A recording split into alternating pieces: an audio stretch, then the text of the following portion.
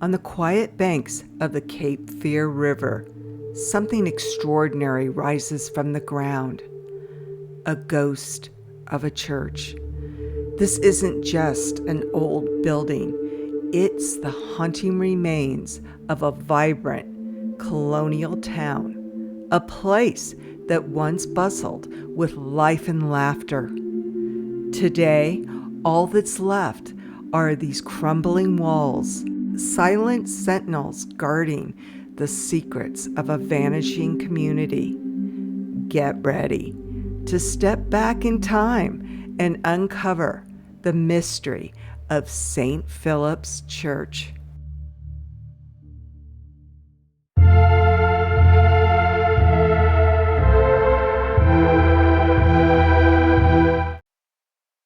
This is St. Philip's Church, once the heart of Brunswick Town, a major colonial port city in British North Carolina. Built in the mid-1700s, this wasn't just a simple meeting house. It was a massive, elegant brick building, a symbol of wealth and faith for the community. The people of Brunswick Town poured their hearts and resources into building this place, and it was a central part of their lives, hosting everything from weekly services to important social gatherings. But Brunswick Town's prosperity came to a crashing halt during the American Revolution. The town was a hotbed of activity, and its location made it a key target. In 1776, British soldiers swept through the area. During the conflict, the soldiers ransacked and ultimately burnt the town to the ground. This beautiful church, which had been the pride of the community, was not spared. The fire left it a burnt-out shell, just the brick walls we see standing today. What makes this place so special is its stillness. The people who once worshipped here are now buried just a few steps away in a historic colonial graveyard. Their story etched into the weathered gravestones. It is a powerful reminder of how quickly history can be lost and of the lives that were lived here centuries ago. These ruins are a beautiful and haunting reminder of a time long past. Join me as we explore these ruins up close and personal and see what secrets we can find amongst the headstones.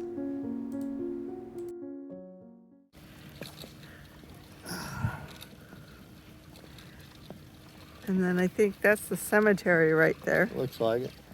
If it ain't, it ought to be. So like the territorial governor's buried there. A couple other people. Was he a colonialist or a British? Usually they were British. Yeah.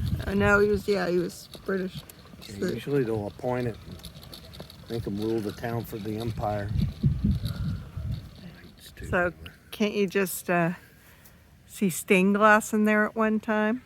Let's go inside the church. Now there's supposed to be several people that are buried inside the church here too. This structure's awesome.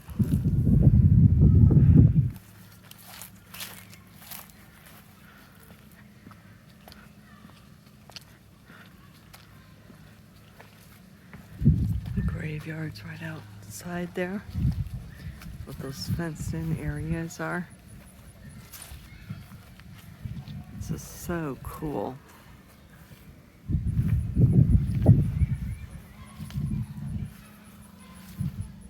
"12 people are buried inside here." It was an honor. The kids that you hear in the background, there's a school group here. So that wall right there was part of Fort Anderson. They basically buried over the town. That's where all the kids are right now. So this looks like part of the earthworks of the Civil War fort. So it literally, they buried part of the town underneath to build the fort. There's some more tombs right there. So when we were in the museum back there, they showed us that they were making mortar out of shells and coated the entire church in it. That's remnants of that. Okay. So if you look closely, you can really see calcification in there. So the entire church was covered with that. Interesting. And See then, it going up through there? yeah. And then the altar was right here. Here it had a pattern to it. Maybe it was tile they had on there. For the tool, or maybe they had Yeah. tiles set in it. So the altar. Had it etched to look like tile. So the altar was right here, and there's people buried right here because it was an honor to be buried by the altar. So right under the, I mean, I can just see beautiful stained glass probably. This is really cool. There's somebody buried over here too. Yeah, there's actually a picture outside. There's actually a lot of people buried in here, isn't there? 12 It was an honor to be buried. bodies were under the floor. Very cool graves. Right next to the church. So, these are really awesome. So this one is Benjamin Smith, soldier and statesman, born 1756, died 1826, colonel in the Revolutionary Army, governor of North Carolina 1811, Grand Master of Masons in the early 1800s, the stone placed by the Masons of North Carolina in 1929. So this top stone was placed here in 1929, but this bottom stone is the original, so it must have broken open. Like, kind of like, see how those are cracked? Yeah, even this one's got a crack in it. There and there. So this grave's unknown. I don't know who this is. That's a pretty big monument for an unknown person.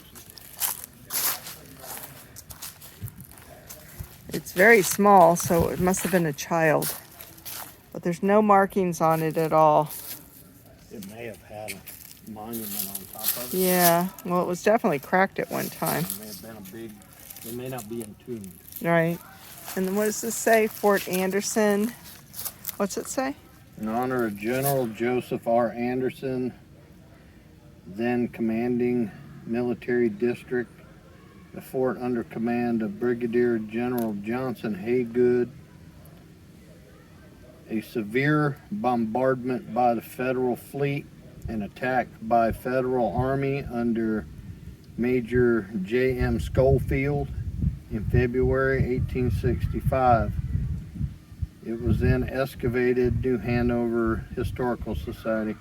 So they're saying that this got the ship blown out of it in the Civil War. Really old. They're awesome.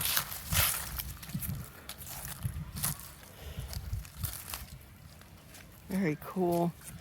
We're very close to the water, so you know, the groundwater's probably really shallow, and so they probably had to be entombed like this.